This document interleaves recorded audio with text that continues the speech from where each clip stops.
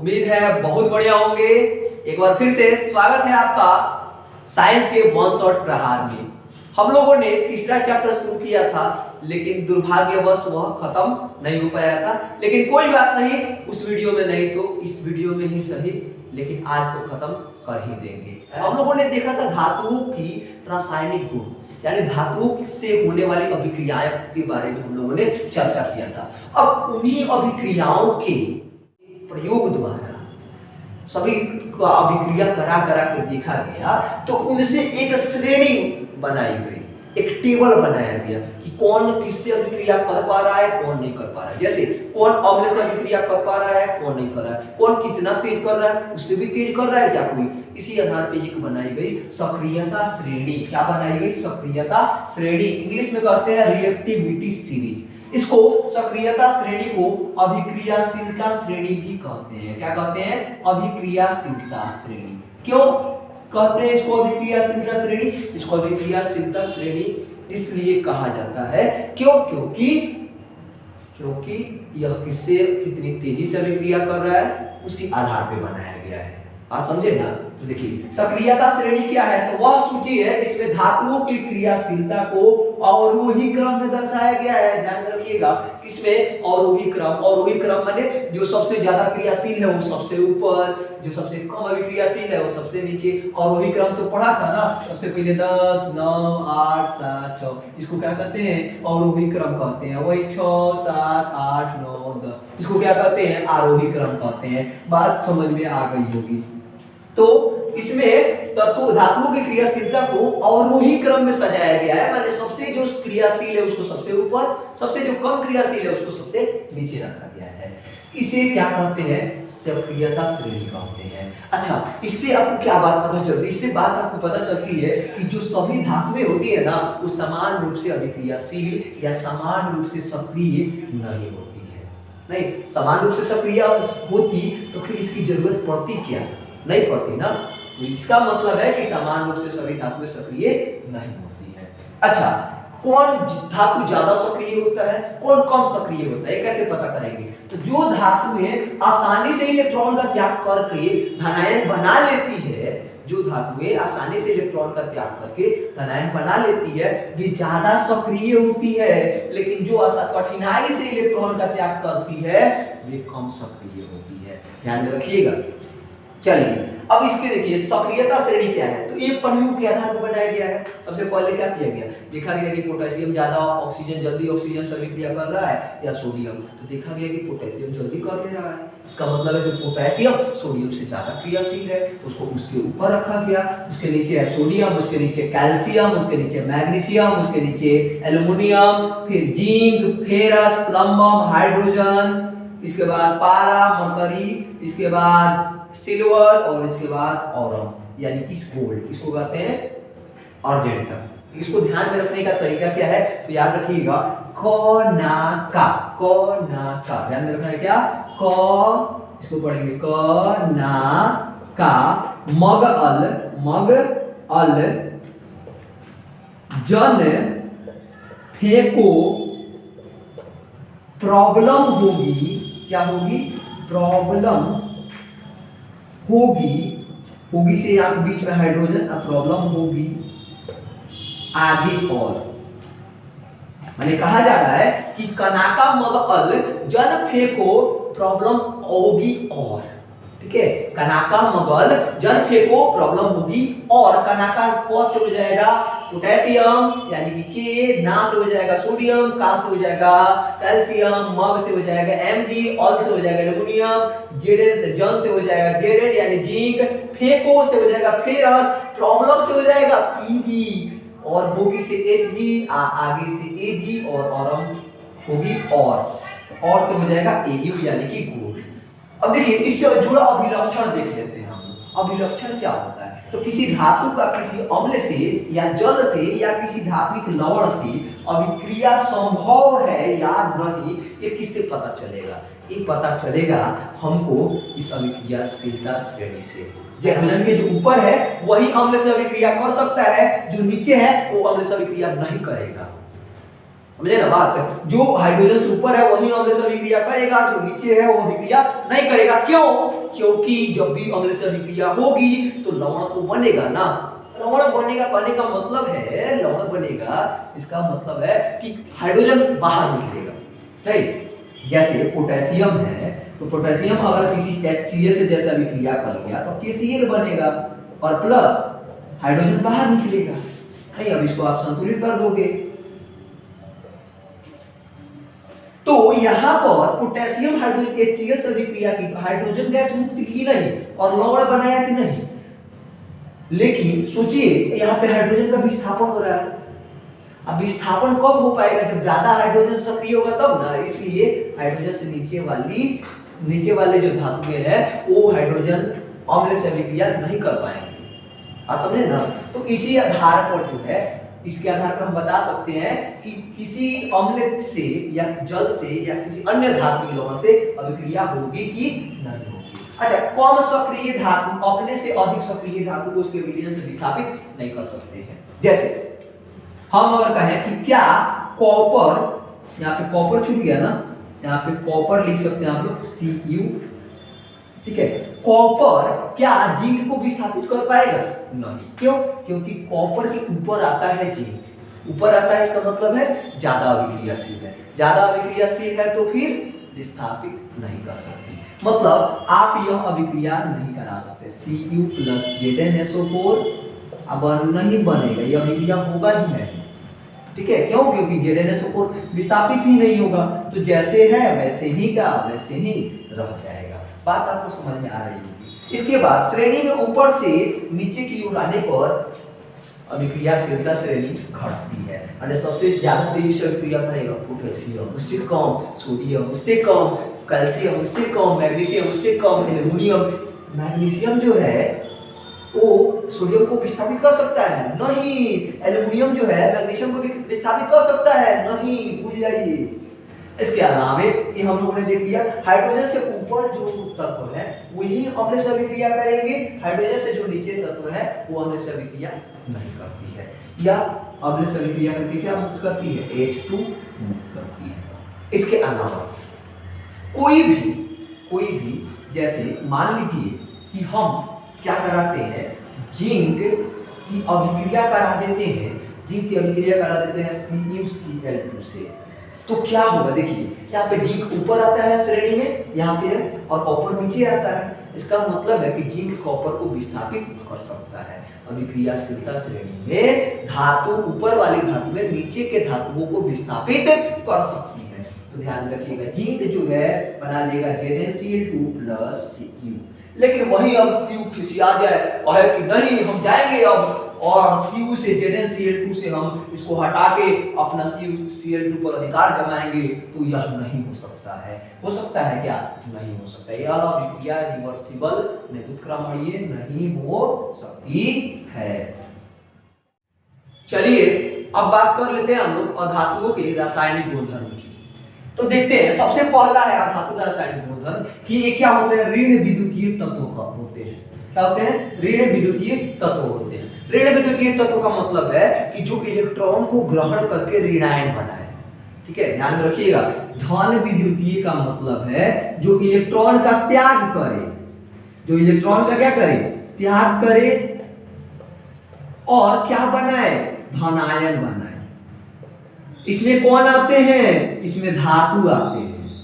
वही ऋण विद्युतीय का मतलब है जो इलेक्ट्रॉनों को ग्रहण करे और ग्रहण करके ऋणायन बनाए। जैसे कि ऑक्सीजन है, ऑक्सीजन एक नॉन मेटल है और धातु है, यह 2 इलेक्ट्रॉन ग्रहण करता है, O2 माइनस बनाता है, इसको हम कहते हैं ऑक्साइड। इसको क्या कहते हैं? ऑक्साइड कहते हैं, यह ऋणायन है। क्लोरीन है, क्लोरीन 1 इलेक्ट्रॉन ग्रहण करके Cl माइनस बनाएगा। 1 इलेक्ट्रॉन ग्रहण किया तो 1 माइनस, 2 इलेक्ट्रॉन ग्रहण किया तो 2 माइनस, इसको क्लोराइड कहते हैं। ध्यान रखिए, जहां पर भी इलेक्ट्रॉन ग्रहण कर रहा है आइड लग रहा है। सल्फर है, सल्फर 2 इलेक्ट्रॉन ग्रहण करके जो है H2 माइनस बनेगा, इसको कहते हैं सल्फाइड। उसी प्रकार अगला गुण है कि अधातुएं हाइड्रोजन से अभिक्रिया करके हाइड्राइड बनाती है। क्या बनाती है? हाइड्राइड बनाती है। जैसे N2 है और H2 है, यह अभिक्रिया करके बनाता है NH3, इसको हम अमोनिया कहते हैं या नाइट्रोजन हाइड्राइड कहते हैं। क्या कहते हैं? Nitrogen hydride. नाइट्रोजन हाइड्राइड कहते हैं। यह C है, यह H2 है, इसको इससे बनता है CH4, इसका सामान्य नाम क्या है? मेथेन है। क्या है? मेथेन है। अच्छा CH4 बनता है, अब इसको अच्छा ऊपर वाला हम लोग संतुलित नहीं किया है, यहाँ पे N2 है, यहाँ पर भी N2 होगा नहीं, यहाँ पे हाइड्रोजन 6 हो, यहाँ पे हाइड्रोजन 6 होना चाहिए। चलिए कार्बन में देखिए, कार्बन 1 है, कार्बन 1 है, हाइड्रोजन 4 है, हाइड्रोजन 2 है, तो हाइड्रोजन 4 कर देंगे। उसे ही H2 है, O2 से मिलकर अभिक्रिया करके H2 बनाता है। यह अभिक्रिया करके कैसे बनेगा? तो देखिए यहाँ पे 2 ऑक्सीजन है, 2 ऑक्सीजन, 4 हाइड्रोजन, 4 हाइड्रोजन, संतुलित हो गया। तो कहते हैं हाइड्रेट। क्या कहते हैं? हाइड्रेट या जल कहते हैं, जल यानी वाटर। चलिए अधातुएं ऑक्सीजन से अभिक्रिया करके ऑक्साइड बनाती है। क्या बनाती है? ऑक्साइड बनाती है। तो ये बन जाएगा C+O2, इसको कहते हैं CO2। अच्छा देखिए यहाँ पे इसका नाम कैसे देंगे? तो ये कार्बन है ना, ये ऑक्साइड का को है, 2 को है, तो 2 के लिए लिखते हैं डाई, 2 के लिए लिखते हैं डाई, तो carbon dioxide, sulphur dioxide, nitrogen die oxide.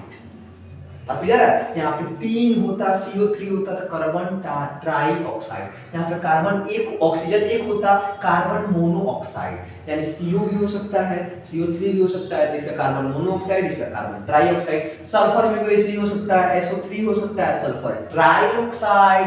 बात समझ रहे होंगे आप लोग? चलिए अगला है अधातु के ऑक्साइड जो है जल के साथ अभिक्रिया करके अम्ल बनाते हैं। अच्छा एक बात बताओ, अधातु के ऑक्साइड इनकी प्रकृति क्या होती है? तो अधातु के ऑक्साइड क्या होते हैं? अम्लीय होते हैं। अधातु के ऑक्साइड क्या होते हैं? अम्लीय होते हैं। तो ये SO2 जो है क्या होगा? अम्लीय होगा। जैसे ही जल से अभिक्रिया कर लेगा तो यह बना लेगा H2SO4। क्या बना लेगा? इसी प्रकार H2 जो है, CO3 जो है अभिक्रिया CO2 होगा ना, CO2 जो है जल से अभिक्रिया करके H2CO3 बना लेता है। इसको हम कहते हैं सल्फ्यूरिक अम्ल, सल्फ्यूरिक एसिड, और इसको हम कहते हैं हाइड्रोजन कार्बोनेट, हाइड्रोजन कार्बोनेट इसको हम कहते हैं, या इसको हम कार्बोक्सिलिक एसिड कहते हैं। क्या कहते हैं? Carboxylic acid. चलिए अब हम लोग बात कर लेते हैं कि धातु और अधातु कैसे अभिक्रिया करते हैं। सबसे पहले आप लोग इसको नोट कर लीजिएगा, मिटा देते हैं इसको। धातु जो है, धातु वो अगर अधातु के साथ अभिक्रिया करता है, ध्यान में रखिए, अभी मैं इसको समझाऊंगा भी। धातु जो है जब अधातु के साथ अभिक्रिया करता है तो अभिक्रिया होती है, और अभिक्रिया के फलस्वरूप विद्युत सहसंयोजक यौगिक का निर्माण होता है। किसका? विद्युत संयोजक यौगिक का। अच्छा विद्युत संयोजक, अभी विद्युत समझ में आएगा आपको, थोड़ा सा इंतजार कीजिए। विद्युत संयोजक यौगिक या इसको आयनिक यौगिक कहते हैं। क्या कहते हैं? आयनिक यौगिक। ठीक है। अच्छा अगर सोचो कि धातु और धातु के साथ अभिक्रिया होती है क्या? धातु जो है धातु के साथ अभिक्रिया करता है क्या? तो नहीं करता है। धातु धातु के साथ अभिक्रिया नहीं करता है, और करता भी है तो आपको नहीं पढ़ना है। अब देखते हैं अधातु। क्या अधातु अधातु के साथ अभिक्रिया करता है? तो जी हाँ बिल्कुल करता है, और इसके फलस्वरूप बनता है सहसंयोजक यौगिक। क्या बनता है? सहसंयोजक यौगिक। ठीक है, क्या बनता है? सहसंयोजक यौगिक। अब देखिए इसमें जो बंध होता है इसको कहते हैं विद्युत संयोजक बंध या आयनिक बंध, और इसमें जो बंध होता है यह जिस बंध द्वारा जुड़ा रहता है उसको कहते हैं सहसंयोजक बंध। इसको कहते हैं आयनिक बंध, इसको कहते हैं सहसंयोजक बंध। सबसे पहले आप तो ये जान लीजिए कि धातु क्या होते हैं और धातु क्या होते हैं। क्या कुछ ऐसे भी तत्व हैं जो अभिक्रिया नहीं करते हैं? तो जी हाँ बिल्कुल है, उन तत्वों को कहा जाता है उत्कृष्ट गैसें। उत्कृष्ट गैस, या इनको और नाम दिया गया है निष्क्रिय गैस, या शून्य वर्ग का तत्व भी इनको कहा जाता है। ठीक है, वैसे तत्व जो किसी के साथ अभिक्रिया नहीं करती उसको कहते हैं उत्कृष्ट गैस। वैसे तत्व जो किसी के साथ अभिक्रिया नहीं करती उनको कहते हैं उत्कृष्ट गैस, या वैसे तत्व जिनके अंतिम कोश में इलेक्ट्रॉन पूरे भरे रहते हैं उसको कहते हैं उत्कृष्ट गैस। जैसे एग्जांपल देखना चाहोगे, चलो देखते हैं। हीलियम की बात करते हैं। हीलियम का परमाणु संख्या होता है 2। हीलियम का परमाणु संख्या होता है 2। हीलियम का 2 होता है तो इसका इलेक्ट्रॉनिक विन्यास लिखेंगे 1s2। आर्गन की, आर्गन का परमाणु संख्या 18, इसका इलेक्ट्रॉनिक विन्यास लिखेंगे 1s2, 2s2, 2p6, 3s2, 3p6। देखो 2, 4, 10, 12, 18। अगर हम तो नियॉन का देखना चाहे तो नियॉन का भी देख सकते हैं। नियॉन का कितना होता है 10 होता है। क्या होगा 1s2, 2s2, 2p6, 3s2, 3p6। Sorry, इधर तो जाने की जरूरत ही नहीं है, यहीं तक हमारा 10 हो गया। उसी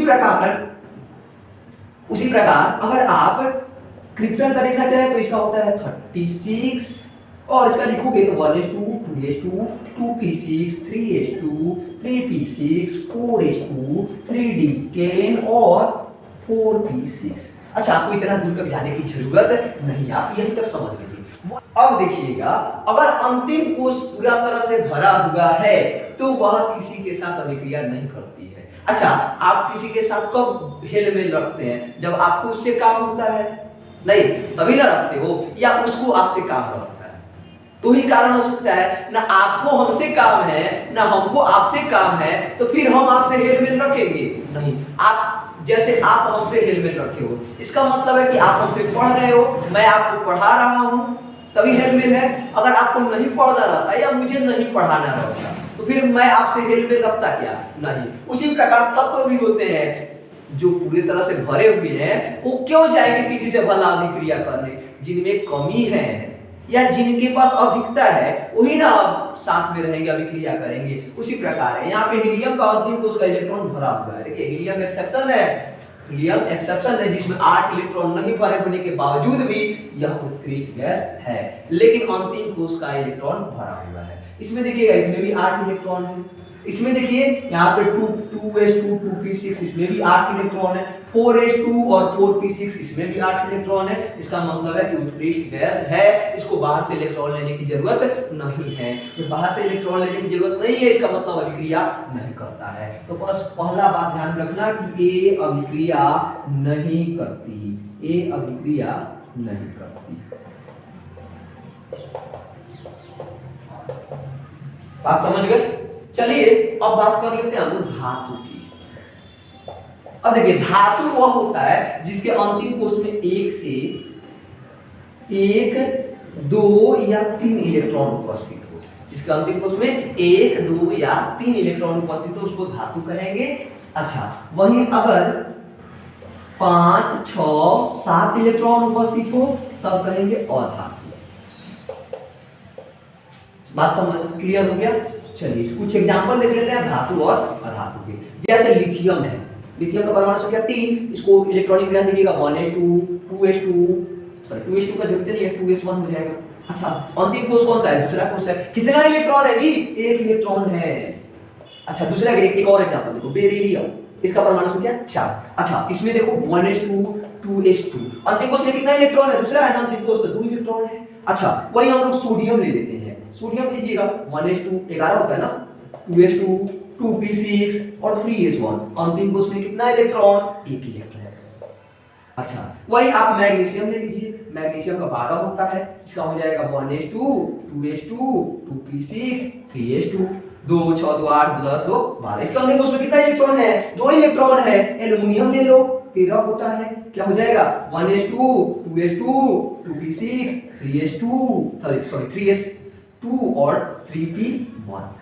इसमें देखो यहाँ पे 3s2, 3p1 अंतिम कोश है, कितना इलेक्ट्रॉन हुआ? 3 इलेक्ट्रॉन हुआ। ध्यान रखना, धातु के अंतिम कोश में 3 इलेक्ट्रॉन अधिकतम हो सकते हैं, उससे ज्यादा नहीं होंगे। अच्छा, इधर लीजिएगा, इधर पोटेशियम ले लेते हैं तो इसका 19 होता है ना, 1s2 2s2 2p6 3s2 3p6 और 4s1। अंतिम कोष में कितना इलेक्ट्रॉन? एक इलेक्ट्रॉन। अच्छा वहीं अगर कैल्शियम ले लें, इसका 20 होता है 1s2 2s2 2p6 3s2 3p6 4s2। इसका अंतिम कोष में कितना इलेक्ट्रॉन है? 2 इलेक्ट्रॉन है। इसका मतलब है कि धातु के अंतिम कोष में 1 इलेक्ट्रॉन या 2 इलेक्ट्रॉन या 3 इलेक्ट्रॉन हो सकते हैं, उससे अधिकतम इलेक्ट्रॉन नहीं हो सकते हैं। धातु भी क्या चाहते हैं? धातु भी चाहते हैं वो भी उत्कृष्ट गैस की तरह रहे, यानी उनके अंतिम कोष में भी 8 इलेक्ट्रॉन रहे, नहीं या 2 इलेक्ट्रॉन रहे लिथियम के लिए, बेरिलियम के लिए। तो क्या करेंगे? करेंगे एक कि एक इलेक्ट्रॉन त्याग कर देंगे, लेकिन इसके लिए एक अच्छा ये जल्दी एक इलेक्ट्रॉन का त्याग भी नहीं करेंगे। क्यों नहीं करेंगे? क्योंकि इनके पास 3 ही इलेक्ट्रॉन है। अब बताओ कि मान लो मेरे पास कितने भी एक्स्ट्रा पैसे रहेंगे, लेकिन मैं थोड़ा सा कम पैसा वाला हूँ तो मैं जल्दी दान करूंगा नहीं, लेकिन मेरे पास पैसे बहुत ज्यादा रहेंगे तो मैं दान कर दूंगा। उसी प्रकार इलेक्ट्रॉन की संख्या अगर ज्यादा रहेगी तो साइज बड़ा होगा, साइज बड़ा होगा तो इलेक्ट्रॉन दान कर देंगे, लेकिन छोटे साइज वाले के लिए इलेक्ट्रॉन दान करना मुश्किल होता है। इसलिए लिथियम जो है जल्दी इलेक्ट्रॉन दान नहीं करता है, बेरिलियम जल्दी इलेक्ट्रॉन दान नहीं करता है, लेकिन वहीं सोडियम मैग्नीशियम ये सब इलेक्ट्रॉन दान करने में फास्ट होते हैं। क्या करेंगे? तो एक इलेक्ट्रॉन को दान कर देंगे, 8 इलेक्ट्रॉन अंतिम कोष में बच जाएगा, 8 इलेक्ट्रॉन बच जाएगा। इसका मतलब है कि एक ही उत्कृष्ट गैस हो जाएंगे, अस्थायी हो जाएंगे। क्या हो जाएंगे? अस्थायी हो जाएंगे। अच्छा दान करने वाले कौन हुए? दान करने वाले कितने इलेक्ट्रॉन का दान कर सकते हैं? 1 2 या 3 इलेक्ट्रॉन दान करने वाले हो गए। क्या हो गए? इलेक्ट्रॉन दान करने वाले। अब कोई तो होगा इलेक्ट्रॉन लेने वाला, अगर लेने वाला भी तो होना चाहिए, वो है अधातु। ये है इलेक्ट्रॉन धारण करने वाले। कौन है? इलेक्ट्रॉन धारण करने वाले। मतलब ये है धनी आदमी और ये है गरीब आदमी। इसको इलेक्ट्रॉन चाहिए, इसको इलेक्ट्रॉन नहीं चाहिए, इसको इलेक्ट्रॉन कम करना है, इसको इलेक्ट्रॉन बढ़ाना है। ये इलेक्ट्रॉन कम करके धनायन बनाएंगे, ये इलेक्ट्रॉन ग्रहण करके ऋणायन बनाएंगे। जैसे कि बात कर लेते हैं हम लोग नाइट्रोजन की। अब देखिए नाइट्रोजन का लिखोगे 1s2 7 होता है ना, 2s2 2p3। अंतिम कोष में कितना इलेक्ट्रॉन हो गया जी? 5 इलेक्ट्रॉन हो गया। 5 इलेक्ट्रॉन हो गया तो 8 इलेक्ट्रॉन पूरा करने के लिए कितने इलेक्ट्रॉन चाहिए जी? तो आप कहोगे 3 इलेक्ट्रॉन चाहिए। तो अंतिम कोष में इनको कितना इलेक्ट्रॉन लेगा? 3 इलेक्ट्रॉन लेगा। अंतिम कोष में 5 इलेक्ट्रॉन है, इसको चाहिए कितना? 3। तो लेता है तो माइनस, लेता है तो माइनस, ध्यान में रखो। अच्छा वही बात करते हैं ऑक्सीजन की। तो इसका 8 होता है 1s2 2s2 2p6। अच्छा सॉरी 2p6 कर रहा है 2p4। इसके अंतिम कोष में कितने इलेक्ट्रॉन हो गए? 6 इलेक्ट्रॉन हो गए। इसको कितने चाहिए 8 पूरा करने के लिए? तो आपको हमें 2 चाहिए सर, तो इसका अंतिम कोष का इलेक्ट्रॉन हो गया 6 और ये कितना लेगा? 2 को लेगा। बात क्लियर होगा आप लोगों को। फ्लोरीन ले लेते हैं, इनॉन होता है 1s2 2s2 2p5। अंतिम कोष में कितने इलेक्ट्रॉन? 7 इलेक्ट्रॉन। बहुत जल्दी एक इलेक्ट्रॉन ले लेगा, बहुत जल्दी 7 और -1। अच्छा वही बात करते हैं क्लोरीन की। क्लोरीन है 17 1s2 2s2 2p6 3s2 और 3p5। अच्छा ये कितने इलेक्ट्रॉन लेगा जी? ये इलेक्ट्रॉन इसके अंतिम कोष में 7 इलेक्ट्रॉन कितना लेना चाहेगा? 1 लेना चाहेगा। बात आपको क्लियर हो रहा होगा। वही बात करते हैं सल्फर की। इसका 16 होता है 1s2 2s2 2p6 3s2 और 3p4। इसका अंतिम कोष में कितने इलेक्ट्रॉन जी? 2 इलेक्ट्रॉन। कितना इलेक्ट्रॉन लेना चाहेगा? 2 इलेक्ट्रॉन लेना चाहेगा। सबके सब जो है अस्थायी होना चाहते हैं। कोई लेकर अस्थायी होना चाहता है, कोई देकर अस्थायी होना चाहता है। अब देखिए जिसके पास थोड़ा सा अधिक होगा वो क्या करेगा? थोड़ा सा दे देगा। और जिसके पास ज्यादा अधिक होगा वो क्या करेगा? थोड़ा सा ले लेगा। नहीं, अगर आपके पास 90 रुपए है, आपको 100 रुपए का कोई सामान खरीदना है तो 10 रुपए आपको जुगाड़ कर लेंगे। लेकिन अगर आपके पास 10 रुपया है और 100 रुपया का सामान करना है तो आप क्या करोगे? अपने मित्र को दे दोगे और उसी के सामान से काम चलाओगे। सेम वैसे ही है इसमें भी। तो चलिए एक एग्जांपल देखते हैं इसका। चलिए उदाहरण देखते हैं। जैसे मान लीजिए कि सोडियम है, सोडियम जो है क्लोरीन के साथ गया अभिक्रिया करने। क्या करने गया? अभिक्रिया करने। अच्छा सोडियम क्या है? सोडियम का संकेत होता है Na। ये गया क्लोरीन के पास अभिक्रिया करने, यानी इसका संकेत होता है Cl। अच्छा ये Cl2 होगा ना संकेत। अच्छा सोडियम क्या है? धातु है जी। अच्छा क्लोरीन कैसे क्या है, वह धातु है जी। अच्छा सोडियम का देखिएगा, सोडियम के अंतिम कोश में कितने इलेक्ट्रॉन होंगे, तो इसका इलेक्ट्रॉनिक विन्यास लिखेंगे 1s2 2s2 2p6 और 3s1। इसका इलेक्ट्रॉनिक विन्यास लिखेंगे 1s2 2s2 2p6 3s2 3p5। अच्छा इसका आप इसके अंतिम कोश में देखोगे तो एक इलेक्ट्रॉन है, इसके अंतिम कोश में कितने इलेक्ट्रॉन है, 7 इलेक्ट्रॉन है। इसके अंतिम कोश में एक इलेक्ट्रॉन, इसके अंतिम कोश में 7 इलेक्ट्रॉन। अच्छा ये क्या करने का प्रवृत्ति रखेगा, एक इलेक्ट्रॉन है तो 8 पूरा करने में तो 7 लेना पड़ेगा ना, इससे अच्छा है कि एक दे दे, और इसके पास 7 इलेक्ट्रॉन है तो 7 तो दे नहीं सकता, एक ले लेगा। अच्छा इसका मतलब है कि सोडियम देने वाला हो गया, क्या हो गया, इलेक्ट्रॉन देने वाला हो गया, और क्लोरीन इलेक्ट्रॉन लेने वाला हो गया। चलिए अब अच्छे तरीके से आपको बात समझ में आएगी। अब सबसे पहले इस रिएक्शन में क्या होगा, सबसे पहले इस रिएक्शन में सोडियम क्या करेगा, सोडियम क्या करेगा कि ऊष्मा को प्राप्त करके सोडियम एक इलेक्ट्रॉन दे देगा, त्याग कर देगा, एक इलेक्ट्रॉन क्या कर देगा जी, त्याग कर देगा। अच्छा तो क्या बन जाएगा, धनायन बन जाएगा, सोडियम आयन, ये क्या है, धनायन है। क्यों, क्योंकि एक इलेक्ट्रॉन त्याग किया है, त्याग करके धनायन बनाया। अच्छा अब क्लोरीन क्या करेगा, क्लोरीन जाएगा इसके पास, कहेगा भाई एक इलेक्ट्रॉन जो तूने छोड़ा है वो मुझे दे दे, तो क्लोरीन ले लेगा एक इलेक्ट्रॉन।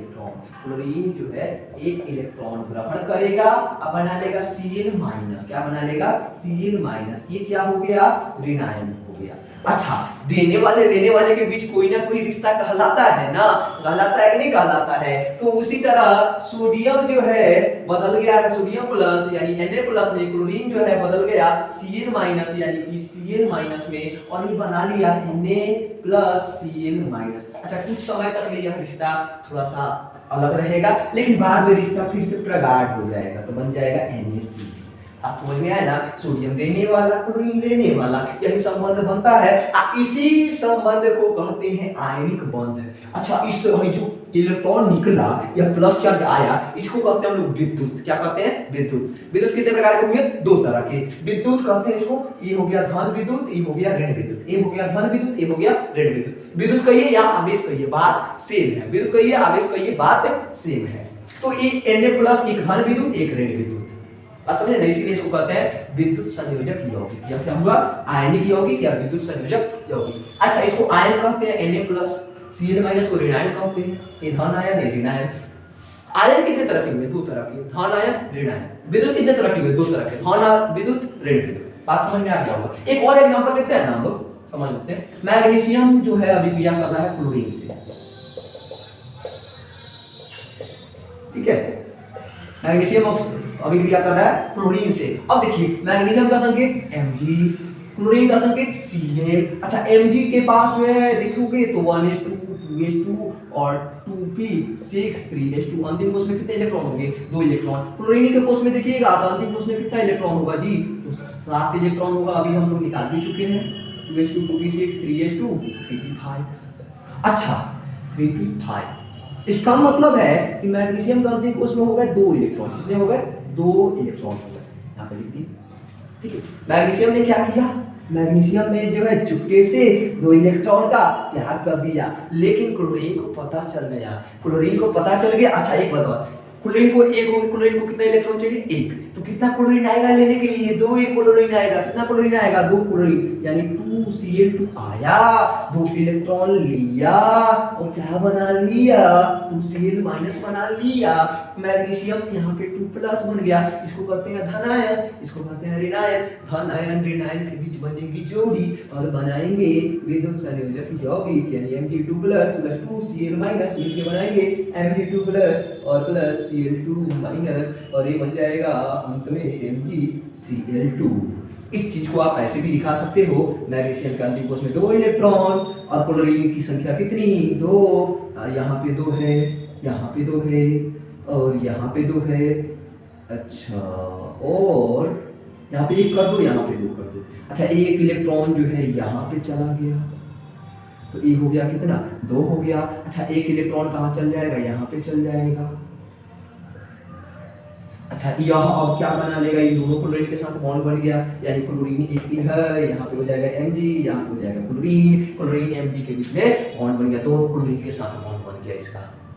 इनको आप होमवर्क में जरूर कीजिएगा, कैसे यौगिक बनते हैं और किस प्रकार बनाएंगे। चलिए, हम लोगों ने समझा कि धातु और अधातु के रासायनिक गुणों में कैसे कैसे होते हैं। तो धातु जो है क्या करते हैं, ऑक्साइड से अभिक्रिया करके, ऑक्सीजन से अभिक्रिया करके ऑक्साइड बनाते हैं। ये क्या होते हैं, इन धातुओं के ऑक्साइड क्या होते हैं, क्षारीय होते हैं। और धातु भी ऑक्सीजन से अभिक्रिया करके ऑक्साइड बनाते हैं, लेकिन इनके ऑक्साइड क्या होते हैं, अम्लीय होते हैं। धातु जो हाइड्रोजन से अभिक्रिया करके हाइड्राइड बनाते हैं, लेकिन कुछ ही धातु बनाते हैं। जबकि और इनकी प्रकृति कैसे होती है, हाइड्राइड की प्रकृति विद्युत संयोजक होती है। लेकिन एक जो है अधातु जो हाइड्रोजन से अभिक्रिया करके,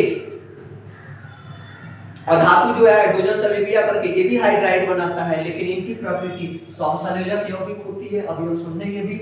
और धातु जो है अम्लों से अभिक्रिया करके, धातु के ऑक्साइड जो है अम्लों से अभिक्रिया करके लवण और जल बनाते हैं, और धातु के ऑक्साइड जो है जल से अभिक्रिया करके क्या बनाते हैं, अम्ल बनाते हैं। धातु जो है अम्ल से अभिक्रिया करके हाइड्रोजन विस्थापित करता है, जबकि ये विस्थापित नहीं करता है। ये सब बातें आपको समझ में आ गई होंगी। चलिए अब देख लेते हैं हम लोग थोड़ा सा सहसंयोजक यौगिक के बारे में। सबसे सहसंयोजक यौगिक देखते हैं, सहसंयोजक यौगिक। आपको पता है ये कैसे बनते हैं, ये अधातु और अधातु की अभिक्रिया से बनते हैं, और इसमें इलेक्ट्रॉनों का साझा होता है। क्या होता है, इलेक्ट्रॉनों का साझा होता है। जैसे मान लीजिए कि हाइड्रोजन है, ठीक है, और ऑक्सीजन से अभिक्रिया कर रहा है, क्या बनेगा। देखिए हाइड्रोजन का अंतिम उसमें कितने इलेक्ट्रॉन, एक इलेक्ट्रॉन। अच्छा, ऑक्सीजन का अंतिम उसमें कितने इलेक्ट्रॉन, 6 इलेक्ट्रॉन, 2 4 और 2 6 इलेक्ट्रॉन है। अब देखिएगा यहाँ पे हाइड्रोजन और ऑक्सीजन, देखिए हाइड्रोजन को भी एक इलेक्ट्रॉन चाहिए, ऑक्सीजन को भी एक इलेक्ट्रॉन चाहिए। तो दोनों को जब चाहिए तो दोनों जो है कोई किसी को दे नहीं सकता है। जब कोई किसी को दे नहीं सकता है तो क्या करते हैं, पार्टनरशिप कर लेते हैं। इन दोनों ने कहा कि जब तुमको जरूरत होगी तो तुम एक इलेक्ट्रॉन ले लेना, और जब हमको जरूरत होगी तो हम एक इलेक्ट्रॉन ले लेंगे। ठीक है, ये दोनों इलेक्ट्रॉन अलग अलग कर दीजिए, हम एक इलेक्ट्रॉन ले लेंगे। और फिर अब देखिए फिर भी एक इलेक्ट्रॉन बच गया, तो ऑक्सीजन फिर एक हाइड्रोजन को बुलाएगा, कहेगा भाई सुनो, भाई जरा सुनो, जब तुमको जरूरत होगी तो तुम ले लेना, हमको जरूरत होगी तो हम ले लेंगे। अच्छा अब देखिएगा, अब यहाँ पर देखिएगा तो हाइड्रोजन के पास 2 इलेक्ट्रॉन, इस हाइड्रोजन के पास भी 2 इलेक्ट्रॉन, ऑक्सीजन के पास 2 4 अच्छा 8, कितने इलेक्ट्रॉन हो गए, 8 इलेक्ट्रॉन। अब बन जाएंगे कुछ इस प्रकार, यहाँ पे एक हाइड्रोजन का, यहाँ पे एक हाइड्रोजन का, और यहाँ पे हो जाएगा बीच में ऑक्सीजन, इसके पास कुछ इस प्रकार। अब देखिएगा तो ऑक्सीजन का कुछ इस टाइप का शेप हो जाएगा, हाइड्रोजन का कुछ इस टाइप का शेप हो जाएगा, इस हाइड्रोजन का भी कुछ इस टाइप का शेप हो जाएगा। आप बुझा रहे हैं ना, समझ में आ रहा होगा। उसी प्रकार आप और एक एग्जाम्पल ले लीजिए। जैसे मान लीजिए आपने लिया नाइट्रोजन। देखिए नाइट्रोजन का अंतिम उसमें 5 इलेक्ट्रॉन, तो 1 2 3 4 1 5। इसमें इसको कितना इलेक्ट्रॉन चाहिए जी, 8 इलेक्ट्रॉन चाहिए। तो कितना हाइड्रोजन के पास जाएगा, 3 हाइड्रोजन के पास जाएगा। अब देखिएगा 3 हाइड्रोजन के पास, इसके पास 1 इलेक्ट्रॉन होगा, इसके पास भी 1 इलेक्ट्रॉन, इसके पास भी 1 इलेक्ट्रॉन। अब ये वाला कहेगा कि हमारे साथ साझा कर लो, ये वाला कहेगा कि हमारे साथ साझा कर लो, और ये वाला कहेगा कि हमारे साथ साझा कर लो। ये तीनों जो है साझा कर लेंगे और कुछ इस टाइप का शेप बना देंगे। यहाँ पे हाइड्रोजन हो जाएगा 2 इलेक्ट्रॉन, यहाँ पे हाइड्रोजन हो जाएगा 2 इलेक्ट्रॉन, यहाँ पे हाइड्रोजन हो जाएगा 2 इलेक्ट्रॉन, नाइट्रोजन हो जाएगा यहाँ पे 2 इलेक्ट्रॉन, यहाँ पे हो जाएगा 2 इलेक्ट्रॉन, और नाइट्रोजन का कुछ शेप बन जाएगा इस टाइप का। ठीक है, तो कुछ इस तरह का बन जाएगा कि यहाँ पे हाइड्रोजन जुड़े रहेंगे, यहाँ से क्या जुड़े रहेंगे, हाइड्रोजन जुड़े रहेंगे। तो इस टाइप का कुछ बन जाएगा। इसी तरह सबका बन जाएगा, सब जो है आपस में साझा करेंगे और इलेक्ट्रॉन का साझा से क्या बन जाएगा, सहसंयोजक यौगिक बनता है। अब देखिए अगर एक इलेक्ट्रॉन का साझा हो रहा हो, एक इलेक्ट्रॉन का साझा हो रहा हो तो उसको कहते हैं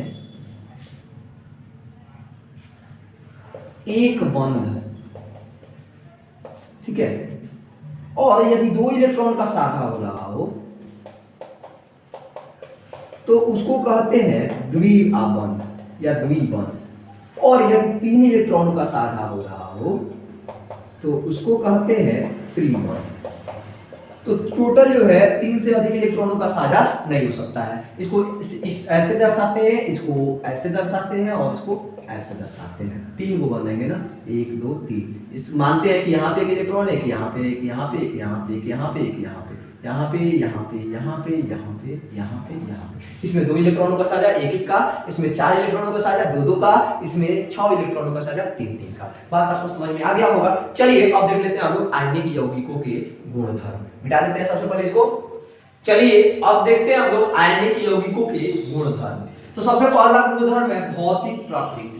तो भौतिक प्रकृति देखिए, इनके आयनिक यौगिकों के गुण के बीच जो है, यहाँ पे देखिए जैसे Na+ है, Cl- है, ये धन आयन, ये है ऋण आयन, इन दोनों के बीच काफी प्रबल आकर्षण बल लगता है। धन आयन और ऋण आयन के बीच मजबूत आकर्षण बल लगता है, और इसलिए जब आकर्षण बल मजबूत होगा तो कण बहुत पास पास होंगे। जब कण पास पास होंगे तो इनकी अवस्था क्या होगी, ठोस होगी। को पता है कि सबसे ज्यादा मजबूत आकर्षण बल जिसमें होता है वह ठोस होता है, और अत्यंत कठोर होंगे। क्या होंगे, कठोर होंगे। अच्छा, इसके कारण जो है इनकी प्रकृति जो है भंगुर होती है। इनको जो है NaCl का लीजिएगा, इसको तोड़िएगा तो टूट जाएगा, जैसे नमक का बड़ा बड़ा ढेला होता है, उसको तोड़ने पर टूट जाता है कि नहीं टूट जाता है। अच्छा, तो इनकी प्रकृति भंगुर होती है और दाग डालने पर कई टुकड़ों में विभक्त हो जाते हैं। चलिए बात करें गलनांक और क्वथनांक की। तो गलनांक और क्वथनांक इनके बहुत ज्यादा होते हैं। क्यों? क्योंकि इनमें अंतरा आणविक आकर्षण बल बहुत ज्यादा होगा। जब अंतरा आणविक आकर्षण बल ज्यादा होगा तो इनके अणुओं को तोड़ने के लिए हमें ज्यादा ऊर्जा की जरूरत होगी, ज्यादा ऊर्जा की। अच्छा, गलनांक क्या होता है, तो जो जितना ताप पर पदार्थ गलने लगता है उसको गलनांक, और जितना ताप पर पदार्थ उबलने लगता है उसको क्वथनांक कहते हैं। माने ठोस जो है द्रव में जितना ताप पर उबलता है, बनता है, उसको कहते हैं गलनांक। और द्रव जो है जितना ताप पर गैस बनने लगता है उसको कहते हैं क्वथनांक। अब यह ना, तो गलनांक और क्वथनांक काफी ज्यादा होगी तब ना अणु जो है टूटेंगे, तो इसीलिए ज्यादा ऊर्जा की जरूरत होती है, और गलनांक और क्वथनांक का मान क्या होता है, काफी ज्यादा होता है। चलिए बात करें घुलनशीलता की। तो यह यौगिक जल में विलीन होते हैं, लेकिन कार्बनिक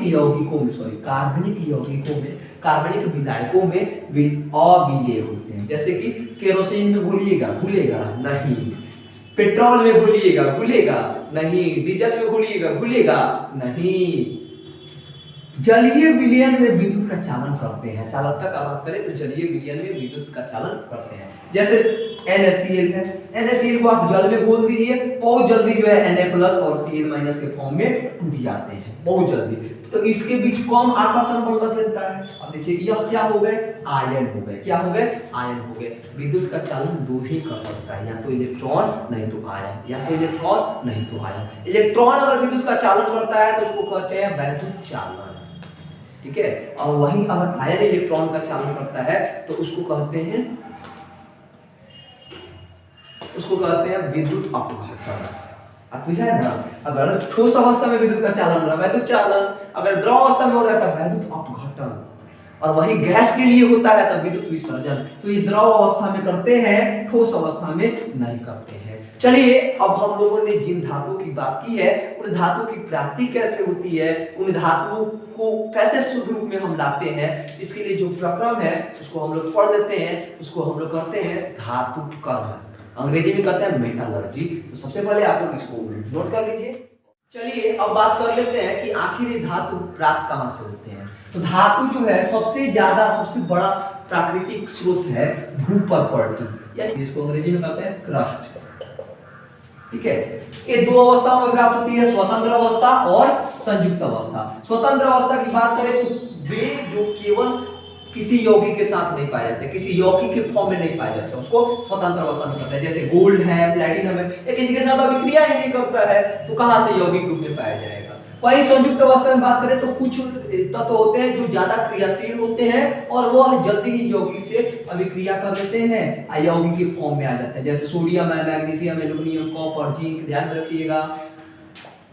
AU और PT जो है स्वतंत्र अवस्था में, बाकी सब संयुक्त अवस्था में। चलिए बात करें कि आखिर ये धातु जिस अवस्था में प्राप्त होते हैं उसको कहते क्या है? उसको कहते हैं खनिज। क्या कहते हैं? खनिज। तो वे प्राकृतिक पदार्थ जिनसे धातुएं या उनकी यौगिक प्रकृति में पाए जाते हैं उसको खनिज कहते हैं। जैसे कि कॉपर के बहुत सारे खनिज है, जैसे Cu2O, Cu2S, CuFeS2। अभी वाला तो ध्यान रखिएगा, इसको कहते हैं कॉपर पायराइट। नहीं, अब अयस्क क्या होते हैं? देखिए, खनिज और अयस्क में आपके एग्जाम में अंतर भी पूछा जाता है। तो अयस्क वे खनिज होते हैं जिनके धातु सुविधा पूर्वक और कम खर्चे में प्राप्त किए जा सकते हैं। जैसे मान लीजिए एक ढेला उठाया, आपको लगा कि उसमें लोहा धातु है, आपने उसे उठा लिया। एक और ढेला उठाया, आपको लगा उसमें भी लोहा धातु है। आपने क्या किया कि एक लोहा धातु का दोनों 1-1 केजी का था, एक में से 750 ग्राम लोहा निकल रहा था, एक में से 250 ग्राम। आप किससे निकालना चाहोगे? आप 750 ग्राम वाला से निकालना चाहोगे?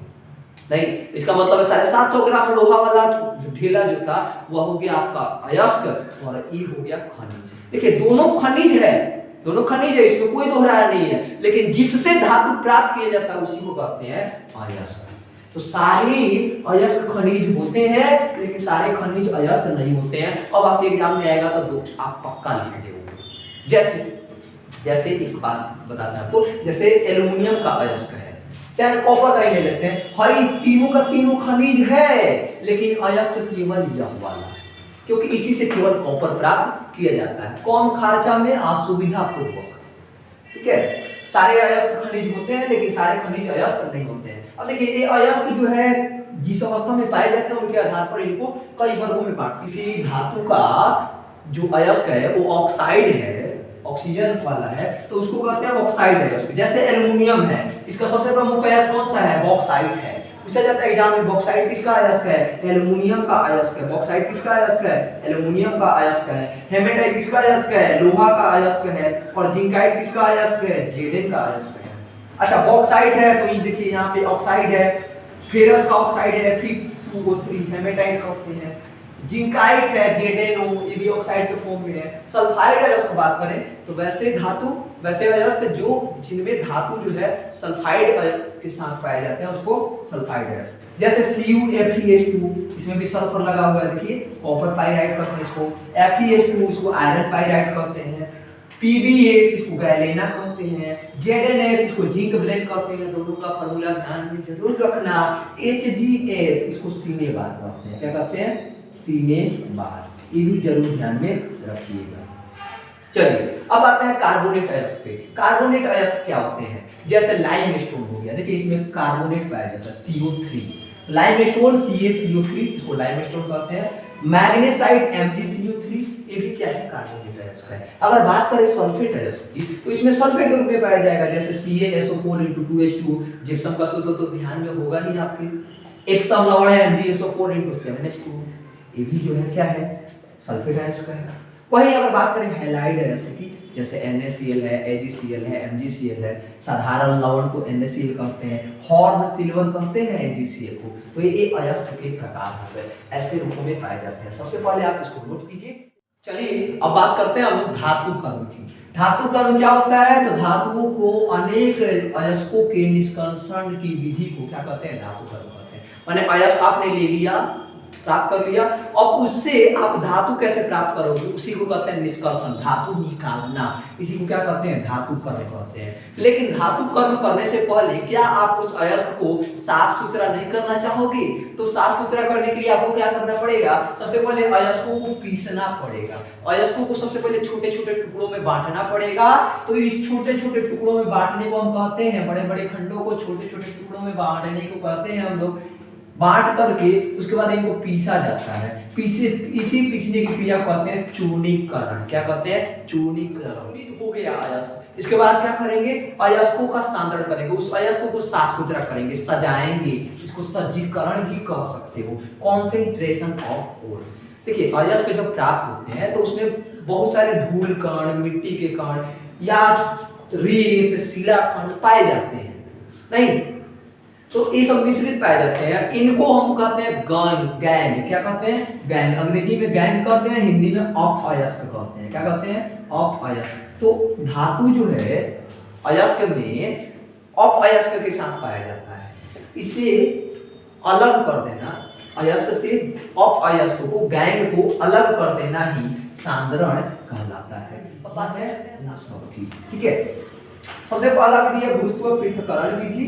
देखिए अगर कोई अयस्क का कण देखिएगा, धातु देखिएगा तो प्रायः भारी होता है, धूल कण देखिएगा प्रायः हल्का होता है। हम क्या कर सकते हैं इसमें कि भारी धातुओं को हल्के गैंग से अलग करने की विधि को हम क्या करते हैं, गुरुत्व पृथक्करण विधि करते हैं। इसमें क्या करते हैं, इसमें अयस्क के छोटे छोटे कणों को, इसमें अयस्क के छोटे छोटे कणों को जल की तेज धारा के साथ बहवा दिया जाता है। अब देखिए जो हल्का होगा वो जल के साथ बह जाएगा और जो भारी होगा जल के साथ नहीं बहेगा, इसलिए तो इसको जल धावन विधि भी कहते हैं। क्या कहते हैं, जल धावन विधि कहते हैं। इसमें क्या होता है, इसमें अयस्क के छोटे कणों को जल की बहती धारा के साथ धोया जाता है, गैंग बहकर आगे चली जाती है, अपअयस्क बहकर आगे चली जाती है और अयस्क जो है यानी धातु जो है शेष बच जाता है। आप समझ गए ना। चलिए दूसरी विधि है चुंबकीय पृथक्करण विधि। यह विधि किसके लिए प्रयुक्त की जाती है, एक पदार्थ कोई ना कोई चुंबकीय होना चाहिए। जैसे आप धातु की बात करोगे तो धातु क्या देखेंगे, धातु देखिएगा तो प्रायः चुंबकीय होते हैं, तो इसमें चुंबकीय अयस्कों को और चुंबकीय गैंग से अलग करते हैं। इसमें क्या करते हैं, इसमें चुनित अयस्कों को विद्युत चुंबकीय रोलर पर रख देते हैं और उसके बाद चला देते हैं। अब देखिए चुंबकीय रोलर है तो चुंबक को आकर्षित करेगा, लेकिन अचुंबकीय गैंग को तो आकर्षित नहीं करेगा, तो अचुंबकीय गैंग जो है अलग हो जाएंगे, चुंबकीय गैंग इसी रोलर पे बचे रह जाएंगे। अच्छा वही ऐसे जैसे आप एग्जांपल ले सकते हो, टीन का अयस्क है SnO2, उसमें देखिएगा तो उसमें वोल्फ्रेमाइड पाया जाता है, नहीं वोल्फ्रेमाइड, इसको कहते हैं FeWO4। अब देखिए इसमें हाई जो है गैंग है, ये क्या है गैंग है, इसमें गैंग चुंबकीय है, हाई कहती है और चुंबकीय है।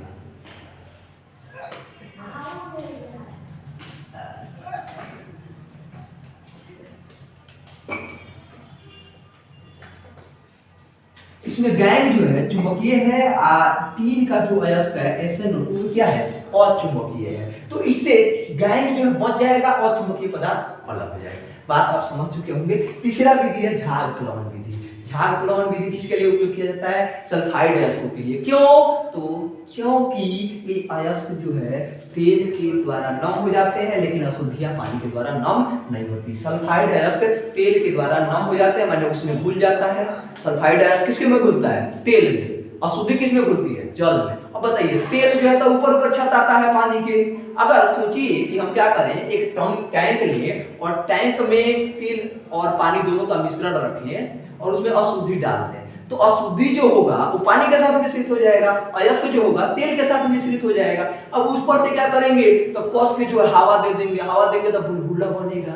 अब बुलबुला बनेगा तो उसी बुलबुला ऊपर होगा ना, तो बुलबुला बनेगा, उसी बुलबुला के साथ हमारा अयस्क भी बाहर आ जाएगा। अयस्क को बाहर निकालेंगे, उसको सुखा देंगे जल के साथ होकर के, और सुखाने के बाद हमारा अयस्क प्राप्त हो जाएगा। तो इसमें क्या करते हैं, अयस्क को तेल मिले जल के बड़े बड़े टैंक में डाला जाता है और तीव्र गति से वायु प्रवाहित करते हैं। ठीक है, और वायु प्रवाहित करने के बाद उस बुलबुला निकलता है, उस झाग को बाहर निकाल लेते हैं। बाहर निकालने के बाद उसको जल के साथ धो देते हैं, धो के उसके बाद सुखा देते हैं, और सुखाने के बाद हमारा अयस्क प्राप्त हो जाता है। चलिए सबसे अंतिम विधि है निचालन। निचालन को इंग्लिश में कहते हैं लीचिंग। आपके एग्जाम में पूछता है निचालन से आप क्या समझते हैं, तो अयस्क को, शुद्ध अयस्क, सोचिए कि क्या वो अयस्क जो है पहले ही से एक विलायक में घुला हुआ है। ठीक है, हमको तो अयस्क को बाहर निकालना पड़ेगा, तो उस विलायक से अलग करने की विधि को हम क्या करते हैं, निचालन करते हैं। यानी अयस्कों को शुद्ध मात्रा में विलायक से अलग करना निचालन कहलाता है। चलिए अब बात करते हैं धातु के निष्कर्षण की। सबसे पहले आप लोग इसको नोट कर लेंगे। चलिए बात करते हैं हम लोग धातु के निष्कर्षण की। निष्कर्षण की यहाँ पे हम 3 विधियों की बात करेंगे। सबसे पहला है निस्तापन, उसका दूसरा है भर्जन और तीसरा है प्रगलन। निस्तापन को कैल्सिनेशन कहते हैं। इसमें क्या करते हैं, देखिए इससे ऑक्साइड वाले अयस्क का निष्कर्षण किसके द्वारा किया जाता है, निस्तापन के द्वारा। सल्फाइड अयस्कों का निष्कर्षण किसके द्वारा किया जाता है, भर्जन विधि द्वारा।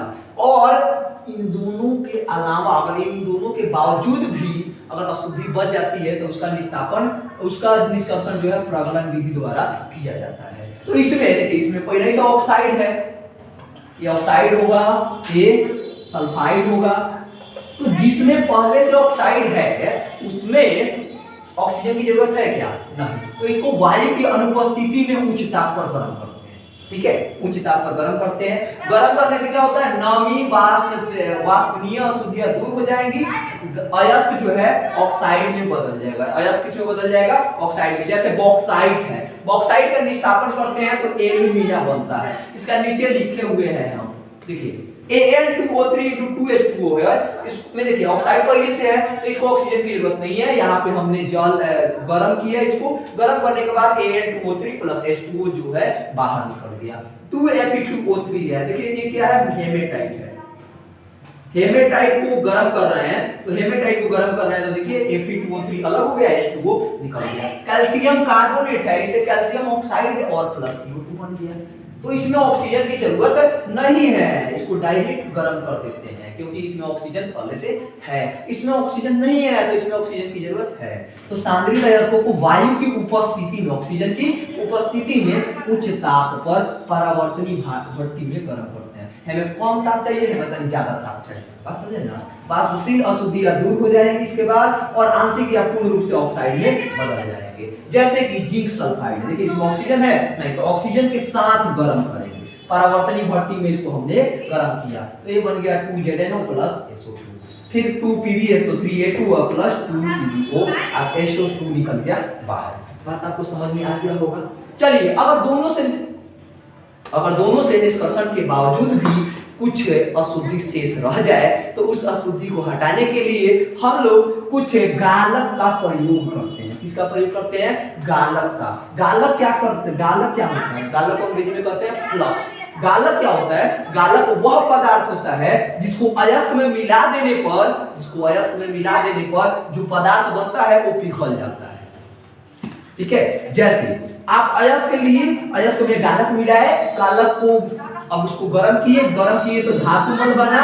धातुमल को कहते हैं स्लैग। यह आराम से पिघल सकता है, या क्या हो सकता है? आराम से पिघल सकता है। पिघल जाएगा जब तो उससे अशुद्धियां नहीं पिघल पाएंगे, अशुद्धियां थोड़ी पिघलेंगी, केवल धातु पिघल जाएगा। तो पिघला हुआ धातु अलग हो जाएगा, अशुद्धि अलग हो जाएगी। जैसे कि कैल्शियम ऑक्साइड है, कैल्शियम ऑक्साइड है, क्या होगा? इसकी प्रकृति क्षारीय होगी। तो ध्यान में रखिएगा, अगर अशुद्धि क्षारीय है तो हम जो गालक का प्रयोग करेंगे वो अम्लीय होना चाहिए, ठीक है। अगर अशुद्धि क्षारीय है तो गालक अम्लीय होना चाहिए, अगर अशुद्धि अम्लीय है तो गालक क्षारीय होना चाहिए, अगर अशुद्धि उदासीन है तो गालक भी उदासीन होना चाहिए। आप समझे ना। तो इसका मतलब है कि गालक जो होंगे वो अम्लीय भी हो सकता है, क्षारीय भी हो सकता है, उदासीन भी हो सकता है। खैर यहाँ पे बनता है कैल्शियम सिडेराइड जो कि धातुमल है, इसको क्या कहते हैं? स्लैग कहते हैं। तो ध्यान में रखिएगा, ore plus flux is equal to slag. Ore plus flux exam में पूछा जाता है, इससे बनता है स्लैग। धातुमल का निर्माण कैसे होता है? तो अयस्क में गालक मिला देने पर धातुमल बन जाता है। आशा करते हैं आप लोगों को धातुओं का निष्कर्षण समझ में आ गया होगा। चलिए अब बात कर लेते हैं हम लोग धातुओं की शोधन की। सबसे पहले आप लोग इसको नोट कर लेंगे। चलिए अब बात करते हैं हम लोग धातुओं के अपचयन और धातुओं के शोधन की। तो सबसे पहले बात करते हैं धातुओं के अपचयन की। तो धातुओं का अपचयन हम लोग 4 तरह से करा सकते हैं। एक कार्बन द्वारा, दूसरा कार्बन मोनोऑक्साइड द्वारा, तीसरा एल्युमिनियम द्वारा और चौथा विद्युत अपघटन विधि द्वारा। अब चलिए कार्बन द्वारा कैसे अपचयन कराते हैं? तो कार्बन द्वारा कम विद्युतीय तत्वों का अपचयन कराया जाता है, जैसे कि प्लम्बम हो गया, नहीं जैसे कि जिंक हो गया, जैसे कि टीन हो गया। जैसे प्लम्बम ऑक्साइड का कराइएगा तो कार्बन से तो क्या होगा? प्लम्बम अलग हो जाएगा, कार्बन मोनोऑक्साइड गैस निकलता है। ध्यान रखना, कार्बन द्वारा अपचयन कराने पर कौन सा गैस बाहर निकलता है? Carbon monoxide. कौन सा गैस बाहर निकलता है?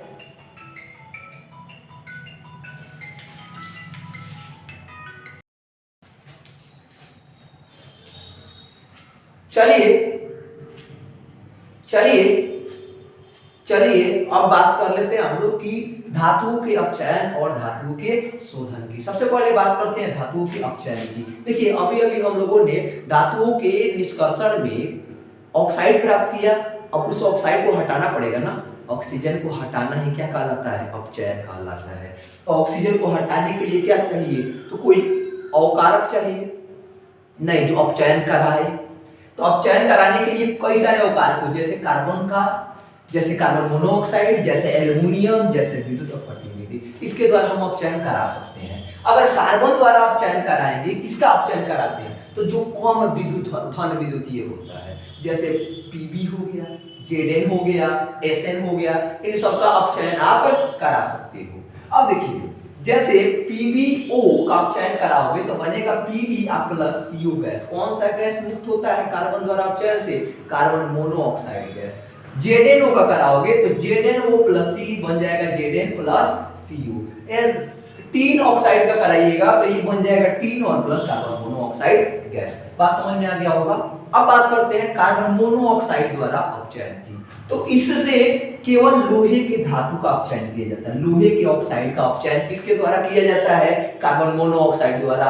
जिंक का धातु का ऑक्साइड का अपचयन किसके द्वारा किया जाता है, कार्बन द्वारा। बात क्लियर हो रहा है ना। एल्युमिनियम द्वारा, तीसरा है देखिए यहाँ पे फेरस का कराया गया है तो बन गया है ऑक्साइड, कार्बन मोनोऑक्साइड का प्रयोग करके। तो इससे कार्बन डाइऑक्साइड जो है मुक्त होता है, फेरस अलग हो जाएगा। बात क्लियर। कार्बन द्वारा अपचयन कराएंगे कार्बन मोनोऑक्साइड, कार्बन मोनोऑक्साइड द्वारा अपचयन कराएंगे कार्बन डाइऑक्साइड गैस मुक्त होगा। बात समझे ना। चलिए तीसरा है एल्युमिनियम द्वारा अपचयन। इस प्रोसेस को कहते हैं एल्यूमिनोथर्मिक प्रोसेस। क्या कहते हैं, एल्यूमिनोथर्मिक प्रोसेस या एल्यूमिनोतापीय विधि। इससे किसका अपचयन कराते हैं, तो कुछ धातुएं हैं जैसे क्रोमियम है, मैग्नीज है, इनका अपचयन ना कार्बन मोनोऑक्साइड द्वारा हो सकता है ना ही कार्बन द्वारा। तो ये सब अपचयित ही नहीं होगा। तो इसके लिए हमको इसमें एल्युमिनियम मिलाने की जरूरत पड़ती है। क्या मिलाने की जरूरत पड़ती है जी, एल्युमिनियम मिलाने की जरूरत पड़ती है। उसके बाद जो है यहाँ पे कार्बन द्वारा अपचयन इनका नहीं होता, इसलिए इसमें एल्युमिनियम मिलाया जाता है। एल्युमिनियम मिला के उसके बाद जो है गर्म किया जाता है। इस गर्म करने की प्रक्रिया को कहते हैं थर्माइट। क्या कहते हैं, थर्माइट। अंग्रेजी में थर्माइट कहते हैं, हिंदी में तापन कहते हैं। बात समझे ना। तो Al2O3 बनता है प्लस 2Cr बनता है। बात क्लियर, कोई दिक्कत नहीं। क्रोमियम मैग्नीज एल्युमिनियम द्वारा, लोहे का कार्बन मोनोऑक्साइड द्वारा, Pb जिंक और टीन का कार्बन द्वारा। बात क्लियर। चलिए अब आते हैं विद्युत अपवर्तनीय विधि का। तो विद्युत अपवर्तनीय विधि द्वारा तो अधिकतर मृदा धातुएं यानी वर्ग 1 के धातु और मृदा क्षार धातु, इनका अपचयन जो है, इनके हैलाइडोसिन का अपचयन जो है हम लोग विद्युत अपवर्तनीय विधि द्वारा कराते हैं। जैसे कि NaCl है, NaCl का हम लेंगे और इस एक कैथोड बनाएंगे, एक एनोड बनाएंगे। तो देखेंगे कि एनोड पर मुक्त होता है क्लोरीन और कैथोड पर मुक्त होता है सोडियम। क्यों, क्योंकि एनोड होता है प्लस में और कैथोड होता है माइनस में। माइनस कौन खींचेगा माइनस वाला को, तो प्लस वाला आएगा ना, और प्लस वाले के पास माइनस वाला आएगा। बात क्लियर कि नहीं क्लियर, क्लियर होगा। करते हैं हम लोग धातुओं के शोधन की, धातुओं के रिफाइनिंग की, रिफाइनिंग ऑफ मेटल। क्या होता है, तो धातुओं का हमने अभी तक ये सांद्रण किया, हमने निष्कर्षण किया, हमने अपचयन किया, लेकिन फिर भी अशुद्धि बच गई। अब उसको कैसे अलग करोगे, तो उसको अलग करने की विधि क्या कहलाती है, शोधन कहलाता है।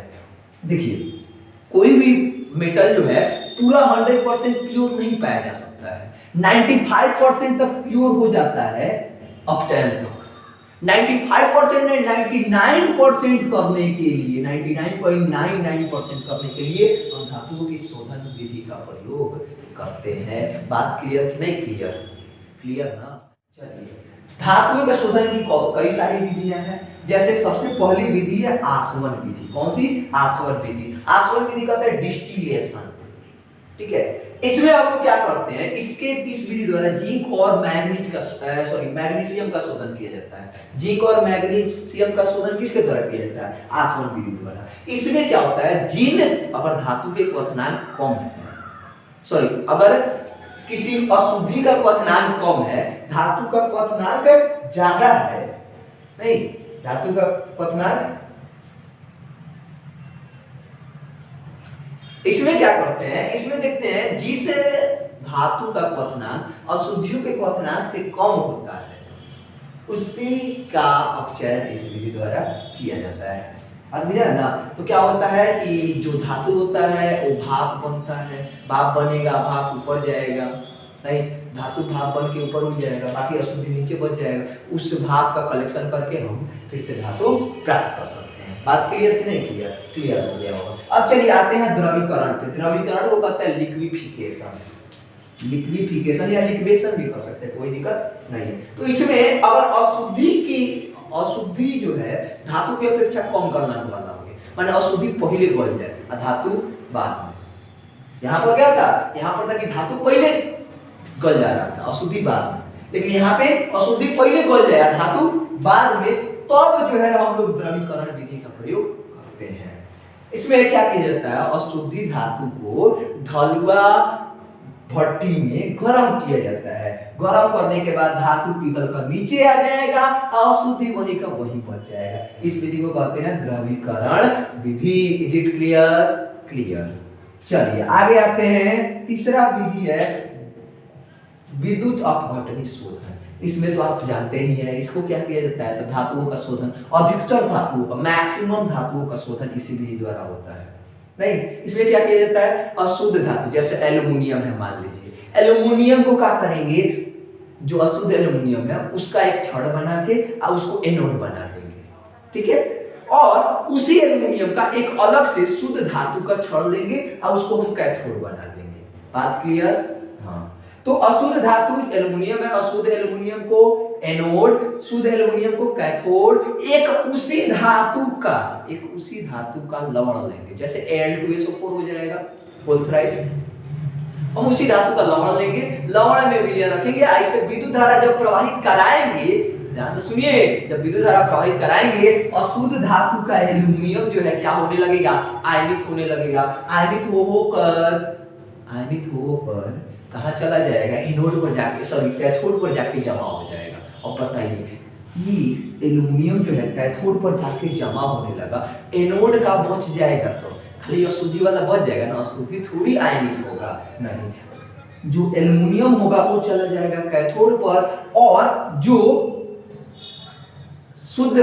अशुद्धियां बच जाएंगी वो केवल एनोड में बन जाएगी। तो इसको कहा जाता है पंख।